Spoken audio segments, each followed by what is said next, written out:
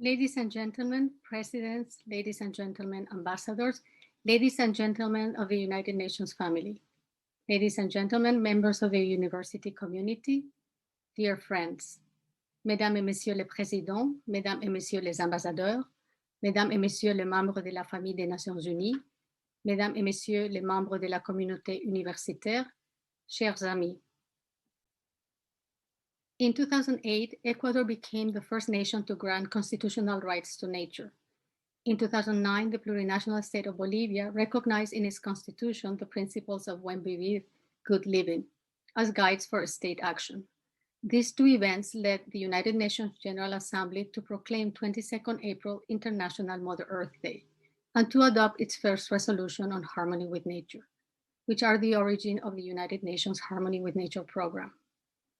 At that moment, these countries may not have been fully aware of the legal and policy implications their non-anthropocentric decisions would have around the world a decade later. En 2008, l'Équateur est devenu la première nation à accorder des droits constitutionnels à la nature. En 2009, l'État plurinational de Bolivie a reconnu dans sa constitution les principes du buen vivir, bien vivre, comme guide de l'action de l'État. Ces deux événements ont conduit l'Assemblée générale des Nations unies, dans une résolution remarquée, à proclamer le 22 avril la Journée internationale de la terre nourricière et à adopter la première résolution sur l'harmonie avec la nature. Résolutions qui sont à l'origine du programme Harmonie avec la nature des Nations unies. À cet instant, ces pays n'étaient peut-être pas conscients des répercussions que leurs décisions non anthropocentriques auraient dans le monde entier en matière de droits et de politique une décennie plus tard. During this last decade, a great many rights of nature laws and soft law declarations on the rights of nature, also known as Earth jurisprudence, have been adopted by an increasing number of United Nations member states and institutions around the world. Humankind thus accepts the reality that its well-being depends upon the well-being of the Earth. Humankind further realizes that in order to maintain all forms of life on the planet and ensure the survival of future generations of all species, it is necessary to live in harmony with nature and to be guided by her laws. Au cours de cette dernière décennie, une multitude de lois de la nature et de déclarations soft law à son égard, également connues sous le nom de jurisprudence de la Terre, ont été adoptées par un nombre croissant d'États membres des Nations Unies et des institutions à travers le monde. L'humanité accepte ainsi la réalité selon laquelle son bien-être découle de celui de la Terre et que pour maintenir l'ensemble de la vie sur la planète et garantir la survie des générations futures de toutes les espèces, il est nécessaire de vivre en harmonie avec la nature et d'être guidé par ses lois. Since its inception, the provisions adopted in environmental law have been anthropocentric and globally treat nature as a thing, rendering her protection inadequate and fragile. However, the human right to life is meaningless if the existence of the ecosystems that support humankind is not protected by law. Faced with the decline of nature and the massive extinction of biodiversity, also known as the sixth mass extinction, the development of Earth jurisprudence refers more broadly to the protection of nature, of which animals are an integral part. Les dispositions prises en droit de l'environnement depuis son origine sont anthropocentriques et considèrent globalement la nature comme une chose, rendant sa protection inadaptée et fragile. Or, le droit humain à la vie n'a aucun sens si l'existence des écosystèmes qui font vivre l'humanité n'est pas protégée par la loi. Face au déclin de la nature et à l'extinction massive de biodiversité, aussi dénommée la sixième extinction, le développement de la jurisprudence de la Terre renvoie plus largement à la protection de la nature dont les animaux sont partie intégrante. This new non-anthropocentric paradigm on harmony with nature is the subject of scientific research around the world. Thus, the Charter on the Law of the Living, which will be proclaimed in a few minutes, further emphasizes the importance of this paradigm. The Charter is the result of the scientific trilogy on the legal personhood of animals, a French research program initiated within the University of Toulon. This trilogy moved the spirits with the possibility and the potentiality of integration to positive law of the concept of non-human personhood, further reinforced by the proclamation on 29 March 2019 of the Toulon Declaration on the Legal Personhood of the Animal. Ce nouveau paradigme non anthropocentrique d'harmonie avec la nature fait l'objet de recherches scientifiques à travers le monde. Ainsi, la Charte du Droit du Vivant, qui va être proclamée dans quelques minutes, intègre et renforce ce mouvement. Elle est issue de la trilogie scientifique sur la personnalité juridique de l'animal, programme de recherche français, initié au sein de l'Université de Toulon. Cette trilogie a marqué les esprits sur la possibilité et la potentialité d'intégration dans les droits positifs du concept de personne physique non humaine, mais également par la proclamation le 29 mars 2009 de la Déclaration de Toulon sur la personnalité juridique de l'animal. Through this trilogy, a new figure of the jurist emerges, the jurist of the living. Their field of intervention goes beyond the limits and current technical fields of environmental law. And in focusing to protect the living, they are supported by Earth jurisprudence and inspired by the work of the United Nations Harmony with Nature program. Therefore, the Charter on the Law of the Living is intended to inspire non-anthropocentric institutional reforms throughout the world. It is encouraging to note that these initiatives echo the call for a peaceful, virtuous, and harmonious coexistence between humanity and the rest of the living who inhabit the planet. À travers cette trilogie, une nouvelle figure du juriste émerge, le juriste du vivant. Son champ d'intervention dépasse les frontières et les domaines techniques actuels du droit de l'environnement en s'intéressant au vivant pour mieux le défendre. Et dans ces démarches, il est soutenu par la jurisprudence de la Terre et inspiré par les travaux du programme Harmonie avec la nature des Nations Unies. Dans cette perspective, la Charte du droit du vivant a vocation à inspirer des réformes institutionnelles non anthropocentriques à travers le monde. Il est encourageant de constater que ces initiatives font écho à l'appel en faveur d'une coexistence pacifique, vertueuse et harmonieuse entre l'humanité et le reste du vivant qui peuple la planète. I would like to congratulate law professors and researchers of the University of Toulon, France, in particular Caroline Regat and Cédric Riot, who are expert members of the United Nations Harmony with Nature Knowledge Network. I would also like to congratulate the professors, researchers, and practitioners of many universities and international recognized institutions, as well as students and members of civil society who have made possible this recognition of Earth jurisprudence inspired by the footprint of animals. Je félicite le corps des enseignants-chercheurs de l'Université de Toulon, France, en particulier Caroline Regat et Cédric Riot, qui font partie du réseau de savoir pour l'harmonie avec la nature des Nations Unies en qualité d'experts.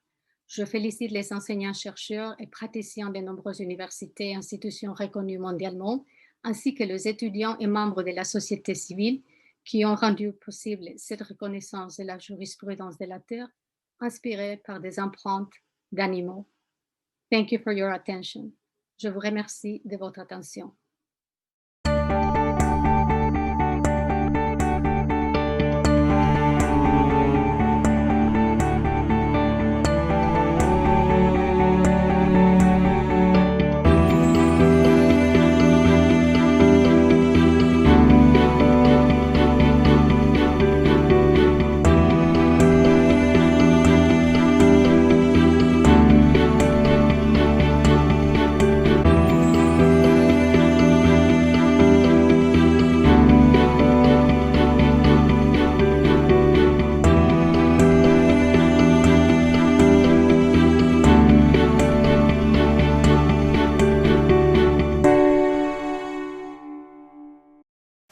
Proclamation de la Charte du Droit du Vivant, le 26 mai 2021.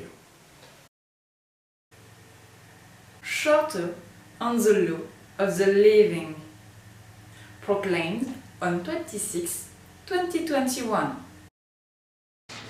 Carta de Derecho de lo Viviente, proclamada el 26 de mayo de 2021.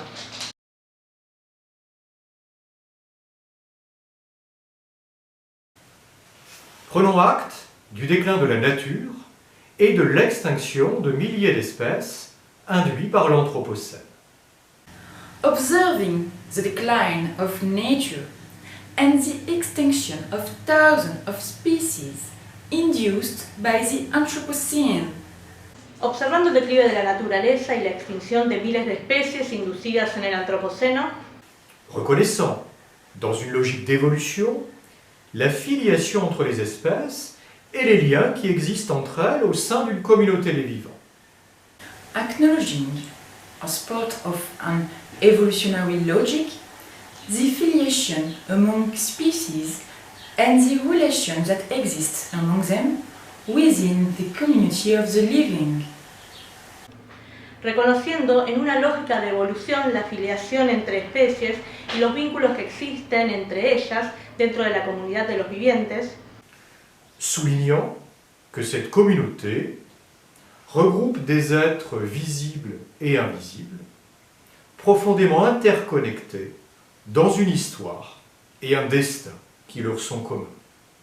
Highlighting the fact that this community encompasses visible and invisible beings, which are closely intertwined in a shared history and fate. destacando que esta comunidad reúne seres visibles e invisibles profundamente interconectados en una historia y un destino que les son comunes, Convaincu que le droit doit accompagner le changement de regard sur le vivant. Being convinced that the law must accompany the paradigm shift regarding the perception of the living. convencidos que el derecho debe acompañar el cambio de paradigma en cuanto a la visión de lo viviente, Considérant l'importance du développement de la jurisprudence de la Terre. Considering the importance of the development of Earth's jurisprudence. considerando la importancia del desarrollo de la jurisprudencia de la Tierra, Rappelant que seule la personnalité juridique permet à une personne, dans la plupart des lois positives des États, d'être titulaire de droit. Pointing out that, according to the majority of the positive laws of the states, only legal personality entitles a person to have rights. recordando que solo la personalidad jurídica permite a una persona en la mayoría de las leyes positivas de los estados tener derechos, Rappelant que l'être humain est au sens du droit une personne physique. Pointing out that human beings are, in a legal sense, natural persons. recordando que el ser humano es en el sentido de la ley una persona física, Considérant la déclaration sur la personnalité juridique de l'animal du 29 mars 2019, dite déclaration de Toulon, qui proclame que les réflexions concernant la biodiversité et l'avenir de la planète doivent intégrer les personnes physiques non humaines. Considering the Declaration on the Legal Personality of Animals, issued on March 29, 2019, known as the Toulon Declaration, which states that reflection on biodiversity and the future of the planet must include non-human natural persons. considerando que la Declaración sobre la Personalidad Jurídica del Animal del 29 de marzo de 2019, conocida como la Declaración de Toulon, que proclama que toda reflexión en torno a la biodiversidad y el futuro del planeta debe pasar por la integración de las personas físicas no humanas, Affirmant l'évolution nécessaire d'un droit sur le vivant à un droit du vivant. Asserting the necessary evolution from a law over the living to a law of the living.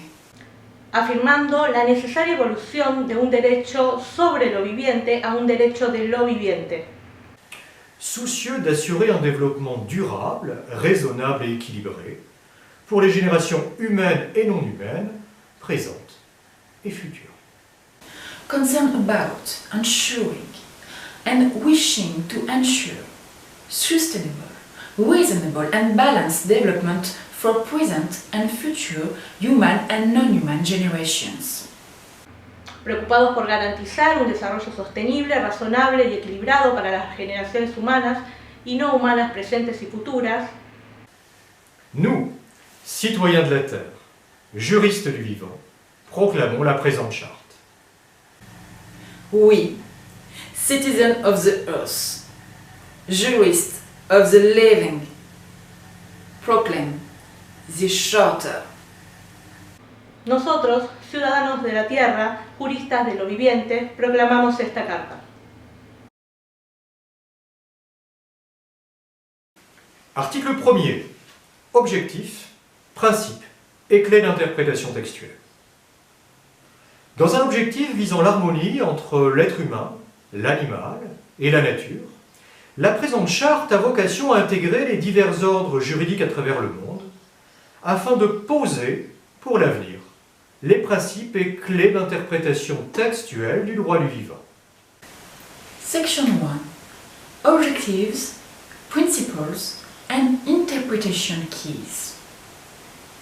In order to attain harmony among human beings, animals and natures, this charter aims to integrate the different legal systems worldwide, so as to establish for the future the principles and interpretation keys of the law of the living. Artículo 1. Objetivos, principios y claves de interpretación. Con el objetivo de lograr la armonía entre el ser humano, los animales y la naturaleza, la presente carta pretende integrar los diversos ordenamientos jurídicos del mundo, con el fin de sentar para el futuro los principios y las claves de interpretación de derecho de lo viviente. Article 2. Reconnaissance de droits antérieurs. La présente charte reconnaît aux êtres vivants des droits antérieurs aux lois positives. Section 2. Recognition of previous rights. This charter recognizes rights of living beings which are prior to positive laws. Artículo 2. Reconocimiento de derechos anteriores. Esta carta reconoce en los seres vivientes derechos que preceden a las leyes positivas. Article 3. Primauté du vivant sur toute autre considération. L'intérêt de l'être humain et de l'animal doit toujours être privilégié, de même que l'intégrité de l'écosystème. Il ne peut être porté atteinte à ces intérêts que de manière dérogatoire, mesurée et exceptionnelle. Section 3. Precedence of the living over any other consideration. The interest of human beings and of animals, as well as the integrity of ecosystem, must be prioritized. Said interest may only be affected exceptionally, measuredly, and extraordinarily. Artículo 3. Primacía de lo viviente sobre cualquier otra consideración. El interés de los seres humanos y los animales deben ser privilegiados, como así también la integridad de los ecosistemas. Estos intereses solo pueden verse afectados de manera excepcional, mesurada y extraordinaria.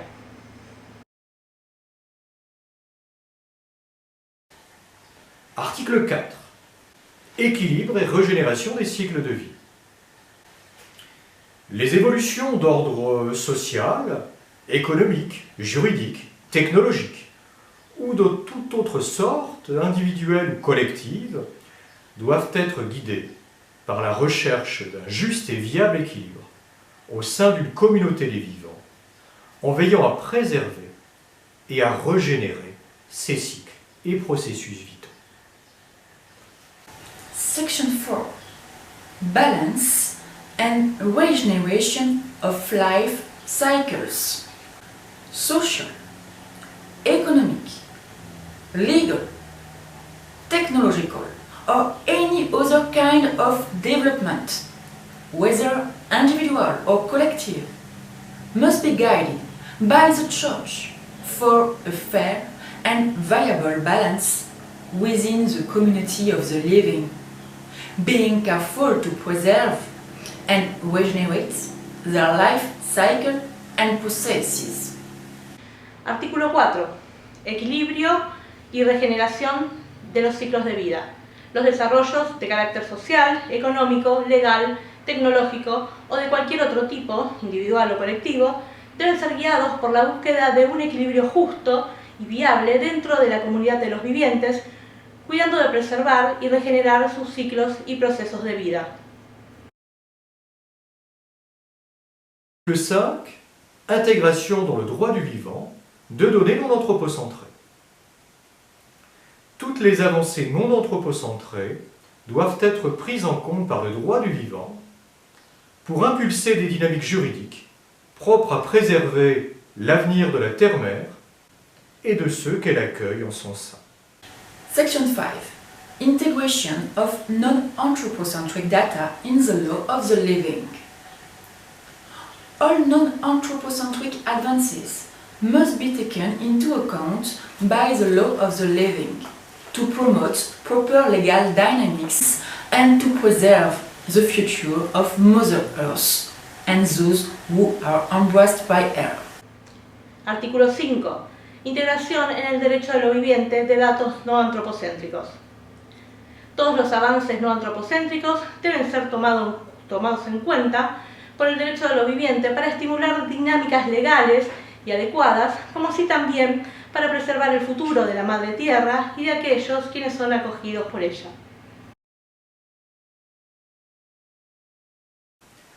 Article 6. Critères du vivant et droits des personnes non humaines. Chaque ordre juridique doit élargir, en se fondant sur le critère du vivant, la notion de personne physique pour y intégrer les personnes non humaines préalablement désignées. Des droits positifs, propres et adaptés, différents de ceux reconnus aux personnes humaines, doivent leur être reconnus dans le respect des principes de la présente charte. Section 6. Criteria of the living and the rights of non-human persons.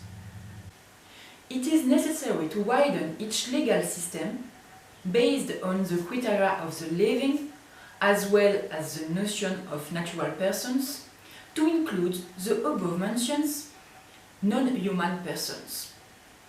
Specific and appropriate positive rights, different from those attributed to human persons, must be recognized with respect to the principles arising from this charter. Artículo 6. Criterio de lo viviente y los derechos de las personas no humanas. Cada orden jurídico debe ser ampliado basado en el criterio de lo viviente y como así también la noción de persona física para incluir a las personas no humanas previamente designadas. Los derechos positivos, específicos y adecuados, distintos de los atribuidos a las personas humanas, deben ser reconocidos con respecto a los principios que emanan en esta Carta.